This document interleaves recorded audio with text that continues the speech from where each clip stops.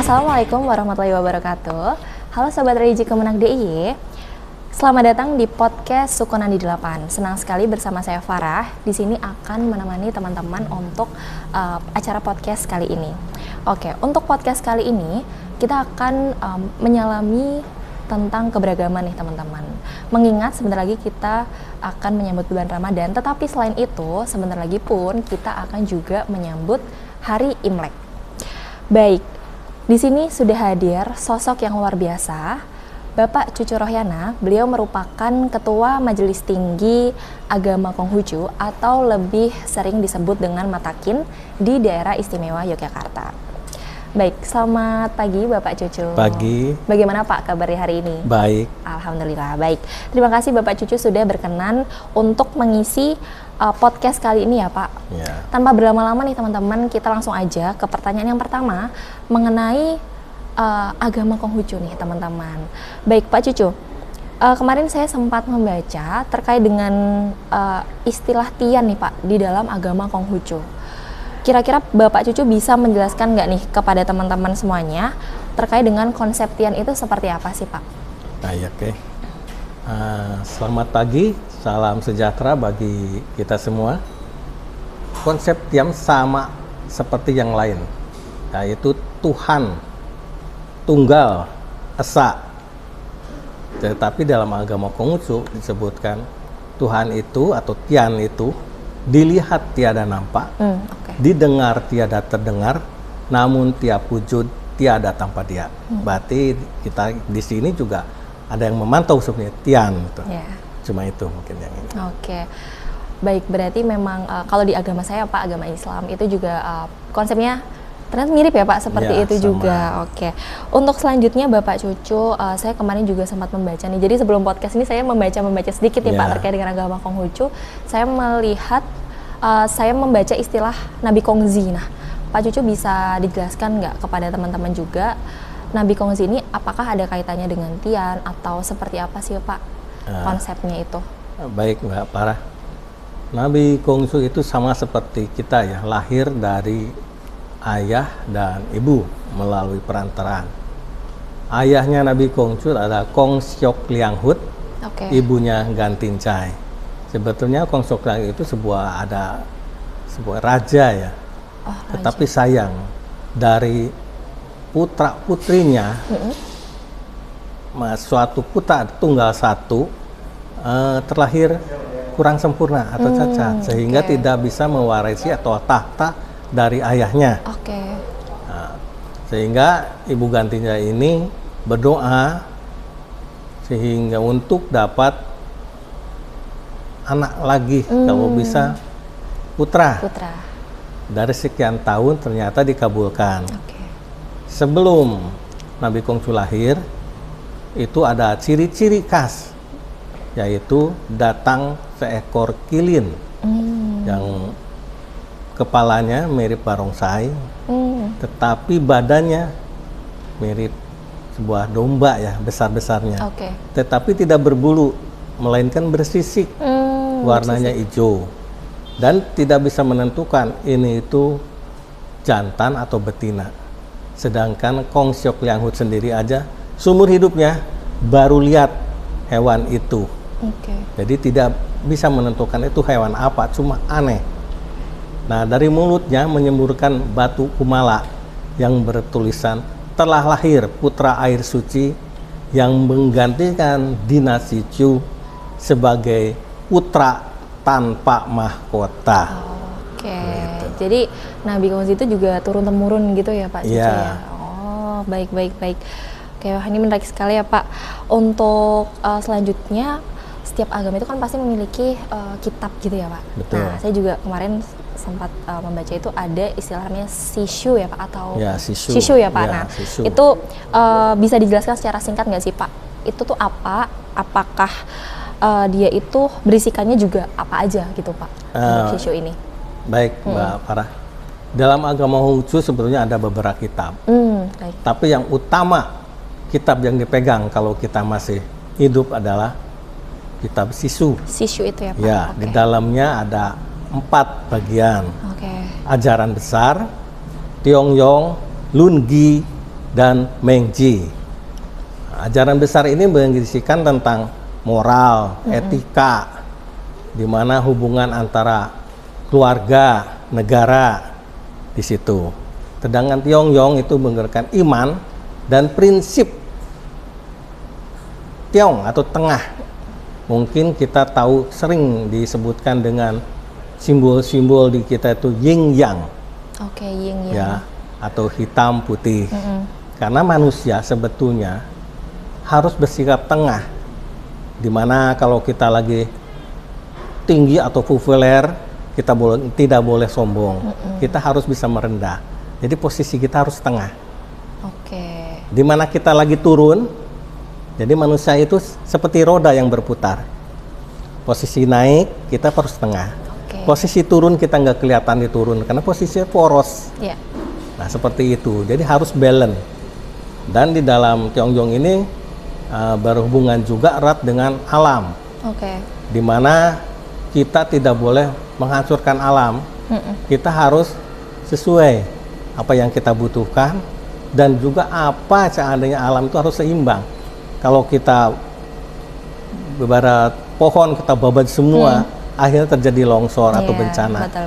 Jangan menyalahkan alam, Yeah. tapi menyalahkan manusia itu sendiri. Itu yang banyak di Tiong-yong. Sedangkan Lungi itu banyak bersifat perjalanan Nabi sama murid-muridnya. Yang perkataan Nabi, terus introspeksinya kalau muridnya itu bicara seperti ini, keadaan begini, Nabi selalu menjawabnya. Sedangkan Mengji itu sebenarnya guru murid yang paling pintar sehingga dia bisa mempraktekkan apa yang ajaran Nabi lakukan dia praktekkan. Sedangkan Mengji sendiri itu sebagai penulisnya dalam itu. Oh, jadi tiap bagian itu punya ajaran yang berbeda-beda. Betul. Begitu Sebetulnya ya, Pak? banyak ya. Oke. Kitab Sanjak yaitu kitab Sajak. Cuman utamanya di Sishu ini ya Pak ya. Kitab perubahan alam semesta. Tapi kita nggak perlu itu. Karena perubahan alam semesta cenderungnya kita bisa meramal. Oke. Tapi harus dibarengi dengan bimbingan. Kalau enggak akan fatal akibatnya. Wah, oke, menarik sekali ya teman-teman semuanya. Oke Pak Cucu, tadi kan kita sudah membahas dasar-dasar ya Pak, istilahnya kayak agama Konghucu itu terkait dengan konsep Tuhan, lalu Nabi dan juga ada kitab-kitab. Nah Pak Cucu, sebentar lagi ini kan kita akan menyambut hari Imlek ya Pak? Ya betul. Oke, bisa dijelaskan nggak nih Pak ke teman-teman, itu hari Imlek itu sebenarnya apa Pak dalam Konghucu ini? Imlek itu mirip dengan apa ya kalau di Islam itu? Apa Pak, hari Idul Fitri. Ya. Nah, sama juga, cuma di sana pergantian antara musim dingin dan musim semi. Jadi awal dari mulainya kegiatan manusia untuk, karena di sana agraris ya, jadi bercocok tanam. Nah maka dibuat suatu upacara, sebenarnya bukan perayaan, upacara di sana itu yang intinya kita mengucap syukur kepada Tian atau Tuhan, semoga di hari itu atau di tahun yang baru ini menjadi lebih baik dibanding tahun sebelumnya, lebih makmur, lebih sejahtera. Intinya di situ Imlek. Juga di situ ada upacara sembahyang yang tidak lepas dari sungkem orang tua. Ada sungkem juga ya Pak? Ya, hampir sama kayak Idul Fitri. Biasanya kita juga tradisi sungkem. Kalau Imlek itu berarti artinya apa Pak? Atau Imlek itu dari bahasa apa? Terus ya tentunya untuk Imlek itu dari bahasa Tionghoa. Tionghoa ya Pak? Iya betul. Gitu ya teman-teman. Dan mungkin hari Imlek itu ini ya Pak, memang sangat meriah gitu ya Pak biasanya. Betul. Nah Pak Cucu, selanjutnya nih, di depan kita ini ada dupa ya Pak namanya. Ya betul.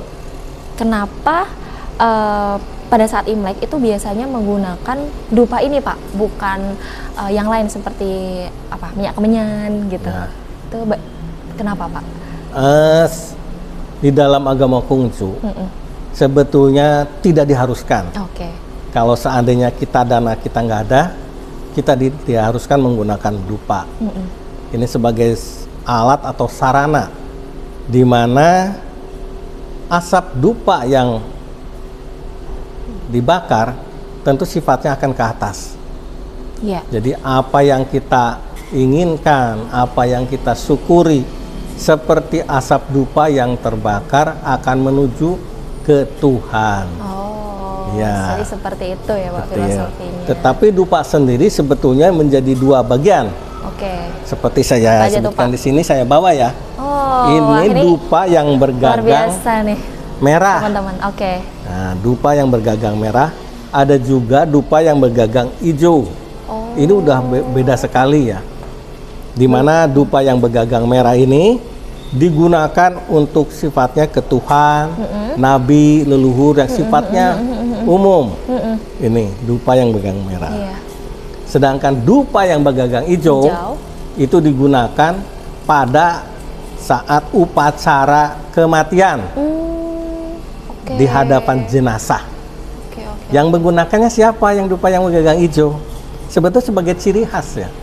Di mana dupa yang bergagang hijau digunakan biasanya untuk anak, saudara terdekat. Jadi kalau menggunakan dupa, jadi di situ ada dua bagian penancapan dupanya, di luar dan di dalam. Oke. Nah, yang di dalam jangan tanya kalau dia pakai dupa yang bergagang hijau, itu mesti anaknya, saudaranya yang paling dekat. Oh, gitu. Tapi kalau untuk sahabat gunakan dupa yang bergagang merah. Oh, jadi hanya boleh keluarga terdekat ya Keluarga Pak, kalau pakai yang hijau. Ya.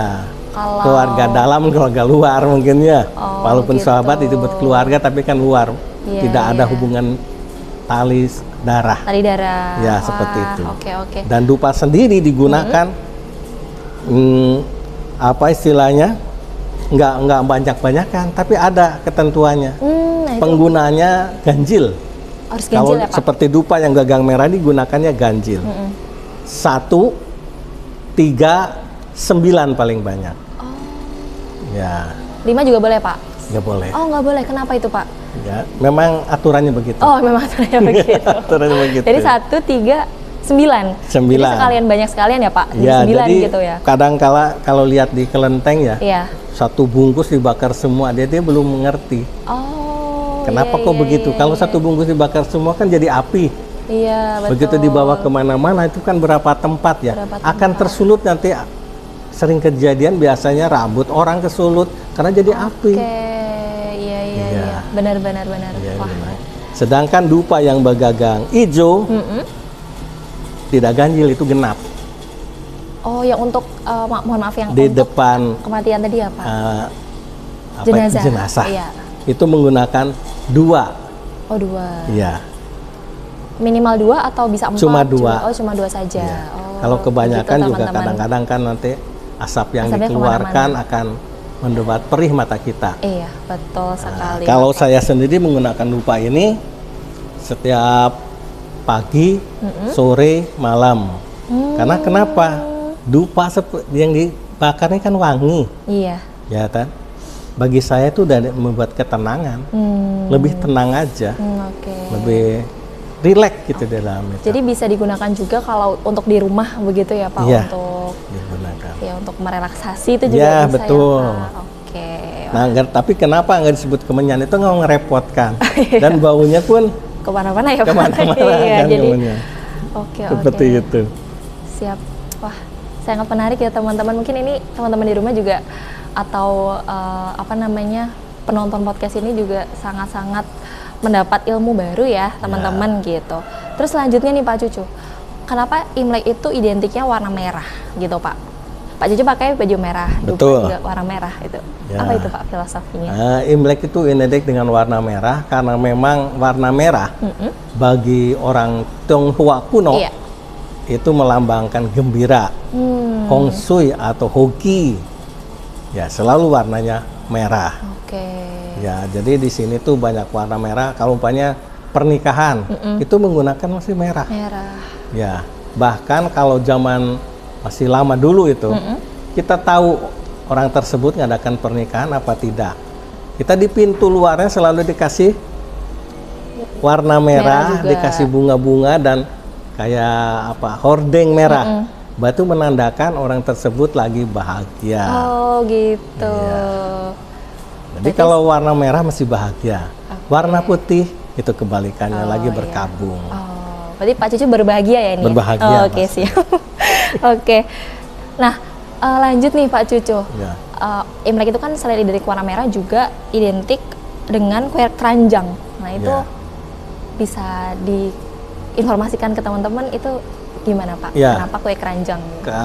Kenapa kok disebut dengan kue ranjang ya dan identik dengan Imlek? Ya. Karena kue ranjang itu mesti selalu ada pada waktu Imlek. Waktu-waktu pas Imlek, seminggu sebelum Imlek udah ada kue ranjang. Ya, untuk beli itu sudah ada. Dan juga disebut kue ranjang karena zaman dulu pembuatan kue itu tidak ada cetakan yang sifatnya kaleng. Oh. Ya, jadi dia disusun atau dibentuk dari bambu yang melingkar gitu. Jadi sebutnya keranjang. Keranjang. Dan di situ dibuat cetakan dari plastik. Dibuat masih plastik. Di dalamnya itu tuh dari tumbukan ketan.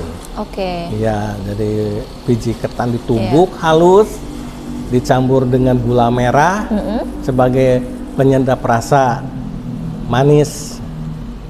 Baru dikukus. Kurang lebih sekitar 8 jam. Waduh. Cukup lama ya Pak? Cukup lama. Dan pengapiannya harus kontinu, tidak besar, kecil, konstan terus. Kalau sampai tidak konstan itu nanti bludak, jadi ketetesan air. Oke. Nah, akan jelek hasilnya. Jelek hasilnya. Nah, jadi harus konstan ya Pak apinya? Ya betul. Makna kue ranjang sendiri itu filosofinya sangat luas. Di mana kan terbuat dari ketan dan tidak ada pinggiran dalam artian yang sifatnya segi empat nyegi gitu. Nah, intinya itu di dalam kue ranjang kalau dipotong kan susah, lengket. Iya. Filosofinya dalam keluarga tidak boleh tercerai-berai, susah untuk dipisahkan, manis, bersifat harmonis. Dan tidak ada perselisihan. Itu sifatnya dari kue ranjang. Jadi dan harus ulet. Karena pembuatannya cukup susah. Ya. Susah dan lama ya Pak. Berarti ya betul, dengan sabar, harapan gitu. Mungkin orang keturunan ini kalau papa mamahnya belum meninggal, jangan sampai rebutan harta. Karena selalu diingatkan dari Imlek itu harus tidak mudah tercerai-berai. Jadi begitu teman-teman Sobat Religi. Jadi sangat-sangat menarik ya ini filosofi dari Imlek begitu. Nah lanjut nih Pak Cucu. Kenapa ada angpau gitu Pak? Jadi filosofi dari angpau ini tuh sebenarnya apa sih Pak? Gitu, filosofi dari angpau sebetulnya mengajarkan, mendidik sebetulnya. Bukan cuma ngasih kertas merah di dalamnya ada uang. Sebetulnya itu mendidik, di mana anak-anak kita dididik untuk tahu cara menghormat orang tua. Karena cara menghormat pun berbeda, ada 4 tingkatan. Di dada, di mulut, di mata, dan di tingli, di dahi. Juga. Nah, kalau seandainya anak kita pai ke kita cukup dengan di dada sambil digoyangkan pelan. Anak kita karena tahu kita orang tua selalu di mata digoyangkan. Kenapa begitu? Kenapa tuh Pak? Nah, kalau kita melihat anak kita harus sabar. Kamu tuh harus sabar, harus belajar. Nah, sementara anak kita ngasih syaratkan ke kita, hati-hati dalam bertindak itu di mata. Karena orang tua pertama kali iri, dengki selalu di mata.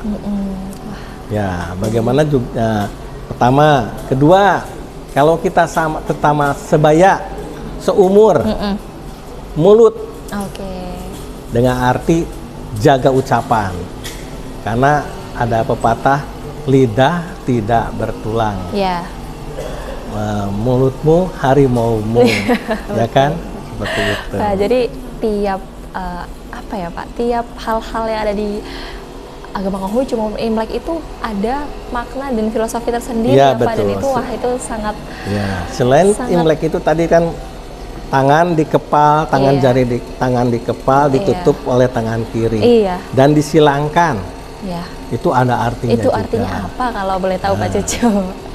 Artinya aku selalu ingat pada orang tuaku melalui perentaraan ibu dan ayah sehingga aku jadi manusia atau ren.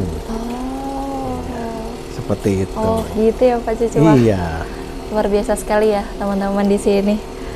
Jadi saya sendiri juga jadi kagum juga nih Pak, karena belajar juga ini Pak untuk agama Konghucu. Nah, teman-teman nih tadi di awal kan kita ada Pak Cucu nih ada mengatakan barongsai gitu ya Pak. Nah, kenapa barongsai ini selalu menjadi primadona? Apakah ada di balik itu apakah ada spiritualnya atau bagaimana Pak tentang barongsai ini? Sebetulnya itu budaya. Oh, budaya. Budaya yang memang dari sana gitu kan. Intinya itu untuk memeriahkan suasana dari rasa ucapan bersyukur atau gembira waktu Imlek. Juga ada yang sifatnya mengusir roh-roh yang negatif. Kita bilangnya bukan jahat tapi negatif. Baik. Ya, intinya begitu. Dan biasanya ada dua, barongsai sama naga. Tapi kalau lingkungannya kecil, naga kan panjangnya sekitar 18 meter itu, kalau ruangannya atau tempat untuk ngadakan pertunjukan kalau sempit kan nggak mungkin, karena naga itu kan bentuknya seperti ular ya, betul, panjang dan besar, dan tentu saja harus punya power, karena yang saya tahu itu ada beratnya tuh sekitar 15 kilo lebih. Kepalanya aja. Sebetulnya badannya. Makanya di situ banyak pemainnya, juga ada beberapa juga penggantinya. Gitu. Jadi nggak mungkin satu kali main satu orang, mesti akan lelah. Gitu. Kalau Pak Cucu sendiri pernah nggak nih Pak main barongsai? Karena membutuhkan fisik yang kuat itu. Ya, fisiknya harus benar-benar kuat, karena saling lari-lari, loncat-loncat, muter-muter. Tapi untuk barongsai kan cukup 2 orang. Tapi itu juga harus punya dasar-dasar yang kuat, karena bisa jumpalitan itu. Kalau saya jumpalitan mungkin bisa patah itu tulang. Waduh, jangan sampai ya. Dimana 2 orang ini menggerakkan seperti hewan ya, tapi mirip gitu, manusia menggerakkan tapi seperti hewan lucu gitu. Itu barongsai. Wah, menarik sekali teman-teman. Oke nih Pak Cucu, kita tadi sudah belajar, udah memberikan informasi ke teman-teman juga mengenai agama Konghucu itu sendiri, lalu hari Imlek dan segala filosofinya begitu ya teman-teman. Ini last but not least ya teman-teman. Jadi terakhir nih Pak Cucu, apakah ada pesan dari Pak Cucu untuk umat Konghucu itu sendiri yang ada di Indonesia khususnya ya Pak, bahkan untuk seluruh umat begitu Pak di tahun 2026 ini dan untuk tahun-tahun selanjutnya, apakah ada pesan Pak bagi mereka gitu? Ya, mungkin harapan atau pesan saya, agama Konghucu terus berkembang, karena sekarang memang boleh dikata minoritas, dan harapan yang lain semoga di tahun yang baru itu menjadi berkah bagi kita semua, khususnya Indonesia. Juga mungkin tidak ada bencana-bencana itu yang ada. Tentu juga kita harus introspeksi diri untuk menghadapi seperti itu. Terima kasih. Berikut ya teman-teman pesan dari Pak Cucu. Baik, Pak Cucu, luar biasa sekali obrolan kita pada hari ini. Ternyata agama Konghucu itu memberikan kita pelajaran penting ya Pak, bahwa religius itu artinya menjadi manusia yang berbakti dan juga beradab ya Pak Cucu melalui agama Konghucu ini. Baik, Sobat Religi, keberagaman itu bukan untuk dibanding-bandingkan, tetapi untuk kita saling menguatkan. Baik, terima kasih Pak Cucu atas waktu dan kesempatannya pada podcast hari ini. Saya Farah. Terima kasih teman-teman sudah membersamai kita pada podcast hari ini. Dan selamat menyambut tahun baru ya teman-teman, bagi kita semua. Terima kasih, sampai jumpa di podcast selanjutnya. Saya Farah. Wassalamualaikum warahmatullahi wabarakatuh.